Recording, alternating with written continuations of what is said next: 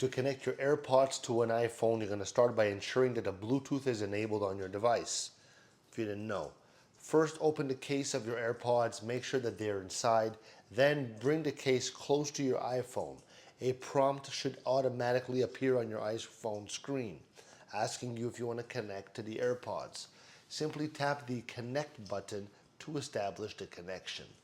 If the prompt doesn't appear, you're going to open the settings app on your iPhone and navigate to the Bluetooth section. Ensure Bluetooth is turned on, then look for your AirPods in the list of available devices. Tap on their name when it appears to initiate the connection. All right, so once connected, your iPhone should notify you that your AirPods are now ready to use, and you can begin listening to music, making calls, or using Siri right away. All right, so if you encounter any issues with the connection, try restarting your iPhone or resetting your AirPods by holding the button on the back of the case until the LED light flashes amber, then white.